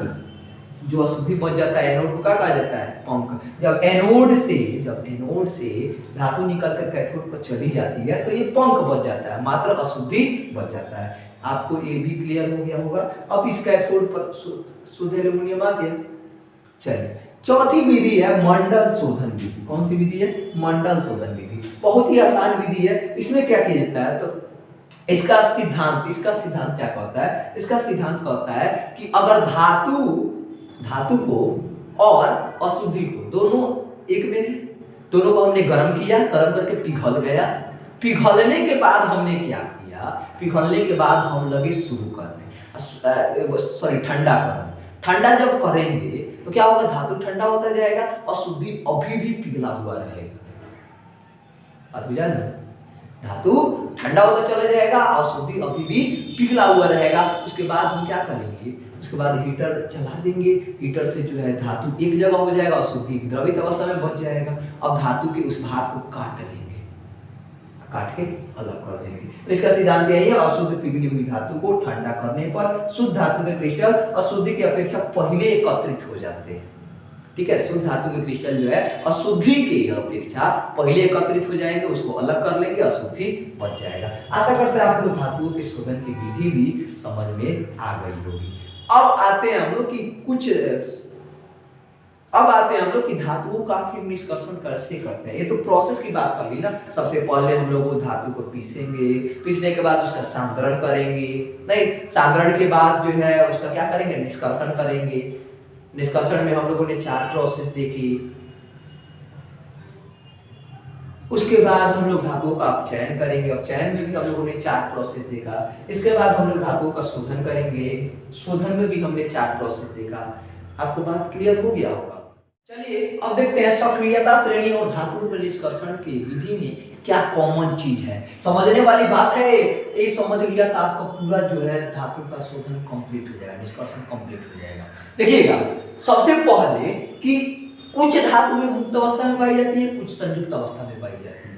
नहीं तो जो संयुक्त अवस्था में कौन पाई जाती है, तो संयुक्त अवस्था में जो हाइड्रोजन के ऊपर आता है वो सब संयुक्त अवस्था में पाया जाता है। अब इसमें भी तीन तरह की धातुएं हैं, और सबसे सक्रिय धातुएं हैं, उच्च सक्रिय है। क्या है? उच्च सक्रिय है। आपको तो मैंने सीरीज याद करवाया ही था पिछले वीडियो में, क ना का। आपको तो मैंने सीरीज याद करवाया ही है, क ना का मग अल जनफे प्रॉब्लम, जनफे को प्रॉब्लम हो जाएगी आगे और नहीं, प्लैटिनम और कॉपर ध्यान में रखना है। चलिए इसके अलावा विद्युत अपघटन द्वारा इनका अपचयन डायरेक्ट करा देंगे। नहीं अगर इनमें से किसी का मिला तो ये सबसे पहला बात है कि ये उच्च अभिक्रियाशील धातु है, ये ऑक्साइड फॉर्म में पाई जाती है। इनके गलित धातु का विद्युत अपघटन करा देंगे और हमको शुद्ध धातु मिल जाएगा। चलिए इसमें कोई दिक्कत इन चारों का नहीं। चलिए अच्छा, सांद्रण तो सब में अपनाएंगे ही, अयस्क लेंगे, अयस्क की प्राप्ति, उसके बाद उसका सांद्रण करेंगे, सांद्रण करने के बाद उसका क्या करेंगे, उसका डायरेक्ट विद्युत अपघटन, सॉरी उसका क्या करेंगे, उसका जो है ऑक्सीकरण कराएंगे। ऑक्सीकरण के बाद तो विद्युत अपघटन, अब विद्युत अपघटन से हमें शुद्ध धातु प्राप्त हो जाती है, हमें इनके शोधन की जरूरत नहीं पड़ती है। ध्यान रखिएगा इनकी शोधन की जरूरत नहीं पड़ेगी। चलिए बात करते हैं बीच वाले की। बीच वाले यानी जिंक, फेरस, पीबी, एचजी और सीयू की। सीयू जो है कभी कभी मुक्त अवस्था में भी पाया जाता है और कभी कभी अपचयन द्वारा भी प्राप्त होता है। तो इनका हम कार्बन के उपयोग से अपचयन द्वारा आराम से प्राप्त कर सकते हैं। मध्यम अभिक्रियाशील धातु कहते हैं इनको, क्या कहते हैं, मध्यम सक्रिय धातु कहते हैं इनको। ठीक है, तो इनका जो है इनमें दो फॉर्म में पाया जाता है, या तो कार्बोनेट अयस्क के रूप में और नहीं तो सल्फाइड अयस्क के रूप में। देखिए अगर कार्बोनेट अयस्क के रूप में पाया जाएगा या ऑक्साइड फॉर्म में पाया जाएगा तो इसका मतलब ऑक्सीजन उपस्थित है। ऑक्सीजन उपस्थित है तो फिर हम निष्कर्षण के लिए निस्तापन का प्रयोग करेंगे। अगर ऑक्सीजन सल्फाइड के रूप में पाया जाएगा इसका मतलब है कि ऑक्सीजन उपस्थित नहीं है तो हम भर्जन का उपयोग करेंगे। इन दोनों के द्वारा हमने उपयोग कर लिया, हमको प्राप्त होगा धातु का ऑक्साइड, और इस धातु के ऑक्साइड का क्या कराएंगे, अपचयन कराएंगे। जब अपचयन हो जाएगा उसके बाद धातु का शोधन करना पड़ेगा। इसमें कम दिक्कत है लेकिन इसमें दिक्कत ही दिक्कत है। बात clear? Is it clear? Zinc, ferrous, plumbum, Hg और कॉपर का, इन सब का हमको कराना पड़ेगा। इसके बाद आप बात करते हैं निम्न अभिक्रियाशील धातुओं को। तो ये सामान्यतः सल्फाइड अयस्कों के रूप में पाए जाते हैं, जैसे एचजी है, कॉपर है, एजी है, ये सामान्यतः किस रूप में, सल्फाइड अयस्कों के रूप में। तो ये इनका क्या करना पड़ेगा, सल्फाइड अयस्क है तो अभी मैंने बताया ऑक्सीजन की उपस्थिति में गर्म करेंगे। उसी विधि को क्या कहते हैं, भर्जन कहते हैं। ध्यान में रखिएगा भर्जन का एक और नाम है जिसको जारण कहते हैं। भर्जन कहो जारण कहो बात तो एक ही है ना। एग्जाम में पूछता है भर्जन और जारण में क्या अंतर है। ऑक्सीजन की उपस्थिति में गर्म करते हैं तो भर्जन है, ऑक्सीजन की अनुपस्थिति में गर्म करते हैं तो जारण है, सॉरी निस्तापन है। निस्तापन में कम ताप की जरूरत, भर्जन में ज्यादा ताप की जरूरत पड़ती है। बात बुझा ना। निस्तापन में जो है ऑक्साइड बाहर निकलता है, इसमें सल्फर डाइऑक्साइड बाहर निकलता है, इसमें कार्बन डाइऑक्साइड। बात क्लियर? चलिए भर्जन द्वारा प्राप्त होगा धातु का ऑक्साइड, धातु के ऑक्साइड का अपचयन करेंगे तो धातु प्राप्त होगा, और धातु प्राप्त हो जाएगा उसके बाद शोधन द्वारा इनका परिष्करण। अच्छा शोधन को हम लोग परिष्करण भी कह सकते हैं, कोई दिक्कत नहीं है। ठीक है, तो शोधन द्वारा आराम से धातु प्राप्त कर लिया जाता है। आशा करते हैं आप लोग को ये सारी बातें पूरी तरह से क्लियर हो गई होंगी। चलिए कुछ एग्जांपल देख लेते हैं सक्रियता श्रेणी में नीचे वाले धातुओं के निष्कर्षण का। तो सबसे पहले इसमें क्या ध्यान रखना, बहुत कम अभिक्रियाशील धातुएं होती है। नहीं, इनके ऑक्साइड को केवल गर्म करके धातु प्राप्त किया जा सकता है। एक किस रूप में पाए जाते हैं, तो इस सल्फाइड अयस्क के रूप में। अब देखिए जैसे सीने बार है, Cu2 है, तो सबसे पहले सीने बार से Hg से हम लोग पारा का निष्कर्षण करेंगे। इसका निष्कर्षण पारा का, पारा यानी Hg का निष्कर्षण करेंगे। फिर यहाँ पे कॉपर ऑक्साइड होगा ना, सल्फाइड निष्कर्षण करेंगे। ठीक है। अब देखिए सबसे पहले क्या करेंगे, इसको वायु की उपस्थिति में गर्म करेंगे, HgS+O2। इसको क्या किया हमने, गर्म किया। गर्म करेंगे तो क्या हो जाएगा, HgO बन जाएगा प्लस SO2 बन जाएगा। अब इनको संतुलित कर दीजिएगा, यहाँ पे 2, यहाँ पे 2, यहाँ पे 2 हो जाएगा, यहाँ पे कितना हो जाएगा, 3 हो जाएगा। संतुलित हो गया। अब देखिए 2HgO प्राप्त हो गया। अब की बार वायु के अनुपस्थिति में गर्म करेंगे। बात बुझा ना, एक बार वायु की उपस्थिति में, एक बार वायु की अनुपस्थिति में। O2 क्या होगा, अब्सेंट होगा। इसको फिर से गर्म किया। गर्म करने के बाद क्या होगा, 2Hg+O2 बन जाएगा। बात क्लियर। बस हमारा Hg अब प्राप्त हो गया। उसी तरह हम लोग Cu2S से करा सकते हैं, कॉपर का निष्कर्षण करेंगे। कैसे करेंगे जी, तो फिर से वही प्रक्रिया अपनाएंगे, Cu2S। इसको एक बार वायु की उपस्थिति में गर्म करेंगे, एक बार वायु की अनुपस्थिति में गर्म करेंगे, तो ये बन जाएगा Cu2O और प्लस SO2। अब फिर से इसको क्या करोगे, संतुलित कर दो, Cu2S 2Cu2O और प्लस हो जाएगा कितना, 2O2। राइट, चलिए कोई दिक्कत नहीं है। अब यहाँ फिर से क्या करेंगे, वायु की अनुपस्थिति में गर्म कर देंगे, तो ये हो जाएगा 2Cu2O। तो गर्म किया हमने O2 के अब्सेंट में, तो हो जाएगा 2Cu नहीं 4Cu और प्लस 2O2 बन जाएगा, 4Cu प्लस O2 बन जाएगा। तो ये हम लोगों ने देख लिया अब सक्रियता श्रेणी में नीचे आने वाली धातुओं का निष्कर्षण। अब चलिए अब बात करते हैं हम लोग सक्रियता श्रेणी के मध्य आने वाली धातुओं के निष्कर्षण की। तो इसमें मध्य सक्रिय धातुएं आती है, जैसे फेरस, जिंक, कॉपर, प्लम्बम, इन सब का निष्कर्षण करा सकते हैं, जिसमें हम लोगों ने कॉपर का अभी कराया भी है। चलिए अवस्था या तो सल्फाइड के रूप में पाए जाएंगे, नहीं तो कार्बोनेट के रूप में। ध्यान में रखिएगा, अगर सल्फाइड के रूप में पाए जाएंगे, तो इनका भर्जन विधि द्वारा ऑक्सीकरण कराएंगे ऑक्सीजन। अगर सल्फाइड के रूप में पाए जाएंगे तो इनका भर्जन विधि द्वारा, और यदि कार्बोनेट के रूप में पाए जाएंगे तो इनका निस्तापन द्वारा ऑक्सीकरण कराएंगे, ऑक्साइड में बदलेंगे। ठीक है। अब जिंक का निष्कर्षण करना है, हमने दोनों लिया है, जिंक सल्फाइड भी लिया है, जिंक कार्बोनेट भी लिया है। सबसे पहले क्या कराएंगे, इनका सबसे पहले धातु प्राप्त करेंगे, उनका सांद्रण कराएंगे। सांद्रण के बाद जो बात करेंगे निष्कर्षण की, तो निष्कर्षण के लिए देखिए यह सल्फाइड है ना, तो सबसे पहले जिंक को ZnS यानी जिंक ब्लेंड कहते हैं ना, इसको क्या कहते हैं, जिंक ब्लेंड। इसको क्या करेंगे, ऑक्सीजन की उपस्थिति में गर्म करेंगे, ऑक्सीजन की उपस्थिति में गर्म करेंगे। क्या करेंगे, गर्म करेंगे तो यह बन जाएगा ZnO और प्लस SO2। क्या बन जाएगा, ZnO प्लस SO2। अब यहाँ से देखिए, यहाँ पे SO2 गैस बाहर निकल जाएगा। अब इसको क्या कर दीजिए, संतुलित कर दीजिए, तो ये हो जाएगा 2ZnO, यहाँ पे हो जाएगा 2ZnO। अब देखिए यहाँ पे सल्फाइड भी 2 हो जाएगा, ऑक्सीजन की जगह 3 हो जाएगा। अब देखिए यहाँ पे हमारा जिंक ऑक्साइड बन चुका है। आप ध्यान रखिए, किसी भी धातु का निष्कर्षण सल्फाइड या कार्बोनेट की अपेक्षा ऑक्साइड से कराते हैं तो ज्यादा आसान रहता है, इसीलिए इसको सबसे पहले हम किसमें बदलना है, ऑक्साइड में। ऑक्साइड में बदलने की विधि या तो सल्फाइड या तो भर्जन है, नहीं तो निस्तापन है। अगर सल्फाइड अयस्क होगा तो भर्जन अपनाएंगे, अगर कार्बोनेट अयस्क होगा तो निस्तापन अपनाएंगे। यहाँ पे सल्फाइड अयस्क लिया हमने, तो इसीलिए सबसे पहले भर्जन, इस प्रोसेस को क्या कहते हैं, भर्जन कहते हैं। अब इसके बाद इनका अपचयन कराएंगे। देखिए ZnO प्राप्त हो गया, इसका अपचयन करा देंगे, किससे, कार्बन से। किससे, कार्बन से। ध्यान में रखिएगा, किसके द्वारा अपचयन कराएंगे, कार्बन द्वारा, कोक द्वारा।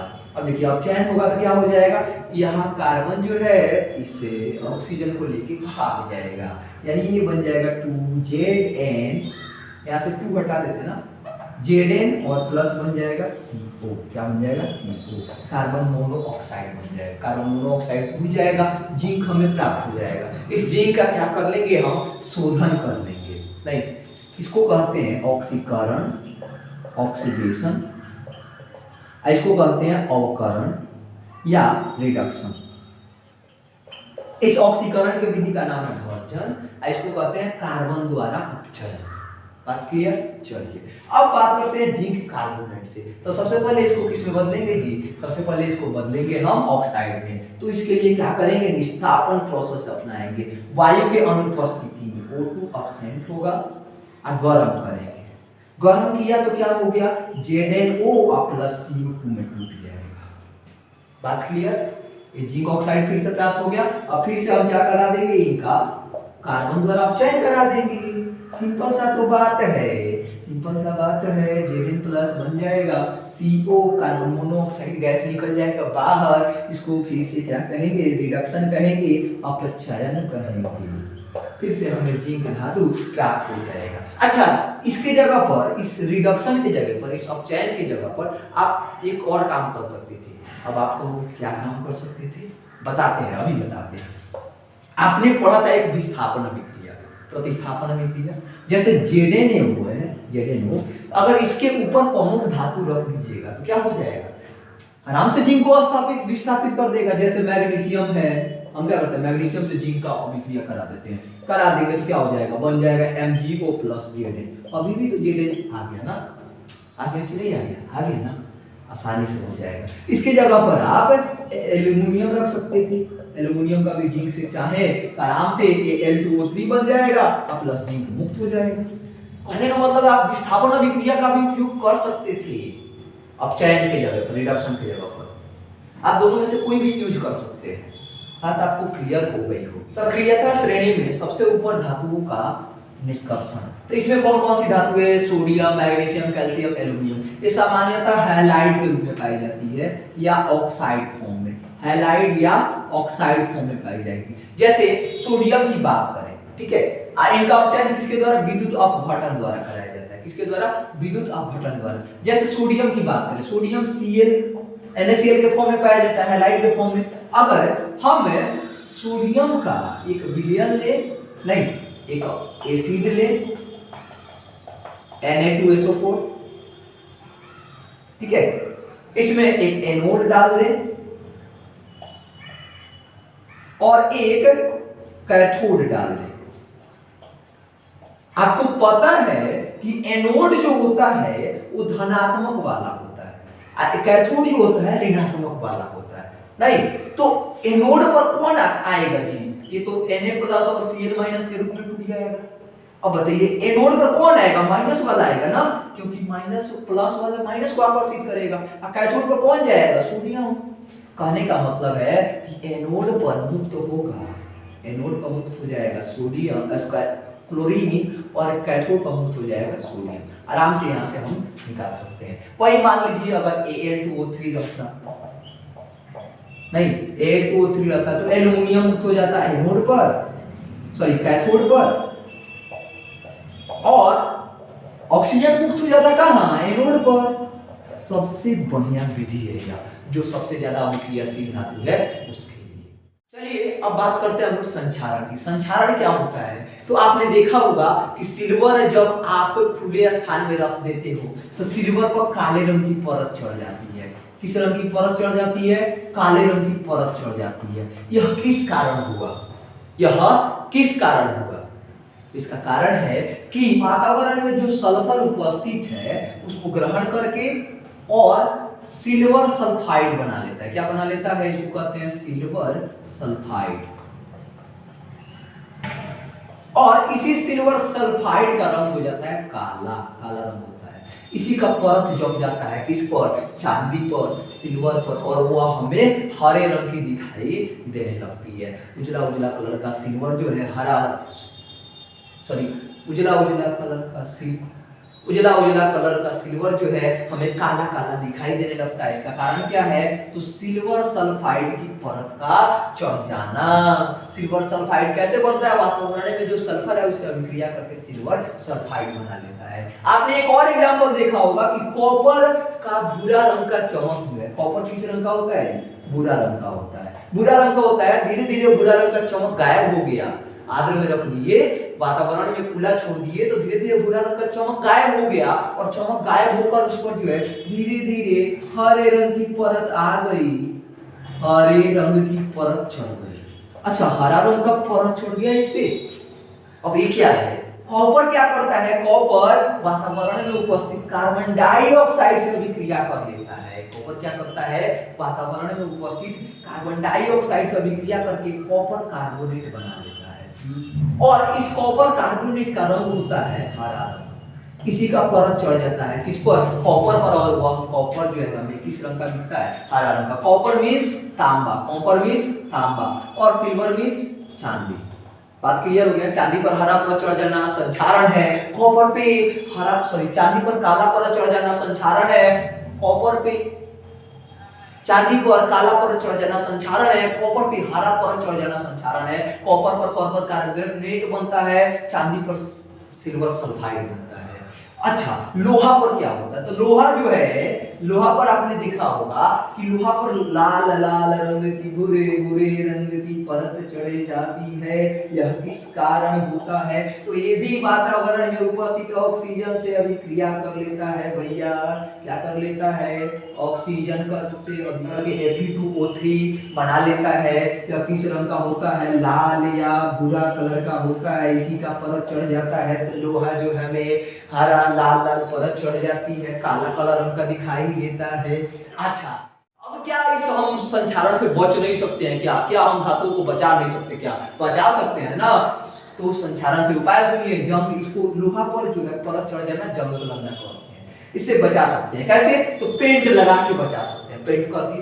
दूसरा है उपाय है तेल लगाकर। तीसरा है ग्रीज लगाकर। ग्रीज समझते हो ना? जैसे शटर ऊपर नीचे किसके कारण होता है? ग्रीज के कारण होता है। चलिए, इसके अलावा यशद लेपन द्वारा पता कर सकते हैं। यशद लेपन को अंग्रेजी में कहते हैं गैल्वेनाइजेशन। इसमें क्या करते हैं? इसमें किसी भी धातु पर या लोहा पर, लोहे की वस्तु पर जिंक की परत चढ़ा देते हैं। लोहे की वस्तु पर जिंक की परत चढ़ा देते हैं। इसी प्रक्रिया को हम कहते हैं यशद लेपन या गैल्वेनाइजेशन। हिंदी इंग्लिश दोनों ध्यान में रखो, दोनों में से कोई एग्जाम में आएगा। 100% एग्जाम में आना ही आना है। यशद लेपन से आप क्या समझते हैं? अगला देखते हैं क्रोमियम लेपन। इसमें क्या करते हैं? क्रोमियम की परत चढ़ा देते हैं। एनोडीकरण मैंने बता ही दिया है। मिश्र धातु बनाते हैं। अब देखिए, मिश्र धातु बहुत इंपॉर्टेंट चीज है। मिश्र धातु क्यों बनाते हैं? तो कोई भी धातु जो है ना, शुद्ध अवस्था में बहुत ज्यादा उपयोगी नहीं होता है। जैसे आप लोहे की बात कर लीजिए, लोहा अगर शुद्ध होगा तो बहुत कठोर नहीं होता है, बहुत कठोर नहीं होगा। हम उसका उपयोग जो है बड़े बड़े बिल्डिंग में, बड़े बड़े स्ट्रक्चर्स में नहीं कर सकते हैं। तो लोहा में जो है कुछ मात्रा में कार्बन मिला दिया जाता है। नहीं, आप सोना ही ले लीजिए ना, सोने के जितने आभूषण बनते हैं शुद्ध सोना होता है क्या? नहीं होता है। शुद्ध 1 कैरेट में 24 शुद्ध सोना 24 कैरेट का होता है। और हमको कितने कैरेट का मिलता है? अगर 24 कैरेट का शुद्ध सोना लीजिएगा तो वह जो है बहुत कमजोर होगा, बहुत दुर्बल। तो हम लोग जो आभूषण में प्रयोग करते हैं वो कितना का होता है? 22 कैरेट का। बाकी 2 कैरेट कहाँ जाता है भैया? बाकी 2 कैरेट या तो तांबा होगा नहीं तो सिल्वर होगा, या तो तांबा नहीं तो सिल्वर, तांबा नहीं तो सिल्वर। यानी 24 भाग में 2 भाग तांबा या सिल्वर, 22 भाग ही क्या होता है? 22 भाग ही सोना होता है। तो शुद्ध धातु उपयोग नहीं कर सकते हैं। तो धातुओं के गुणधर्मों को बेहतर बनाने के लिए अन्य धातु को मिश्रित करने की विधि को हम मिश्रापन कहते हैं, एलोइंग प्रोसेस कहते हैं। क्या कहते हैं? Allowing process. और इससे जो धातु बनता है उसको मिश्रातु या मिश्र धातु कहते हैं। बात क्लियर कि नहीं क्लियर? क्लियर। चलिए, मिश्र धातु क्या होता है? 2 या 2 से अधिक धातु के समांगी मिश्रण को मिश्र धातु कहते हैं। कुछ मिश्र धातु की बात कर लेते हैं। जैसे पीतल है, पीतल को ब्रास कहा जाता है। कभी कभी ब्रास दे देता है एग्जाम्पल में, कभी कभी पीतल। पीतल जो है किसका मिश्रण है? कॉपर और जिंक का। ध्यान से सुनते चलो, याद हो ही जाना है। पीतल किसका मिश्रण है? कॉपर और जिंक का। उपयोग कहाँ होता है? तो पीतल का तार होता है, पीतल का मशीन बनाया जाता है। बर्तन तो पीतल का नाम सुने ही होंगे। नहीं, जर्मन सिल्वर है, जो पर German silver, copper, zinc, nickel. इसका उपयोग बर्तन और मूर्तियां बनाने में। कांसा है, ब्रॉन्ज कहते हैं अंग्रेजी में इसको, कॉपर और टीन होता है, और इसका भी बर्तन और मूर्तियां बनाने में उपयोग किया जाता है। इसके बाद है मुद्रा धातु। मुद्रा धातु, इसमें कॉपर, टीन और प्लम्बम का उपयोग होता है। इसका उपयोग मुद्रा बनाने में किया जाता है। इसके बाद है स्टेनलेस स्टील। इसमें क्या होता है? तो इसमें लोहा पर हम लोग क्या करते हैं? क्रोमियम, मैग्नीज और कार्बन, 3 चीजें। Chromium, manganese, carbon, chromium, manganese, carbon, इसी को मिलाकर के जो है स्टेनलेस स्टील बनाया जाता है। स्टील का बर्तन देखे होंगे, स्टील का औजार देखे होंगे, स्टील की मूर्ति देखे होंगे। चलिए इसके बाद है ड्यूरेलोबी। यह बहुत महत्वपूर्ण है, क्यों? क्योंकि इसका उपयोग जो है वायुयान या जहाज बनाने में किया जाता है। इसमें क्या करते हैं, तो एल्यूमिनियम में कॉपर, मैग्नीशियम और मैग्नीज, कॉपर, मैग्नीशियम, मैग्नीज तीनों मिलाकर जो है ड्यूरेलोबिन बनाया जाता है। चौथा है कृत्रिम गोल्ड। इसमें क्या करते हैं, एल्यूमिनियम में कॉपर मिला देते हैं, इससे बन जाता है कृत्रिम गोल्ड। इसका उपयोग कहाँ किया जाता है, बर्तन बनाने में, मुद्रा बनाने में, आभूषण में, या गोल्डन कलर का पेंट बनाने में। आशा करते हैं आप लोगों को ये वीडियो बहुत अच्छा लगा होगा और काफी पसंद आया होगा, समझ में भी ये चैप्टर पूरी तरह से आ गया होगा। इस चैप्टर का मैंने हर एक पार्ट किया है, आज रहने देंगे बस इतना ही। बहुत बहुत धन्यवाद, मिलते हैं फिर अगले वीडियो में अगले चैप्टर के साथ।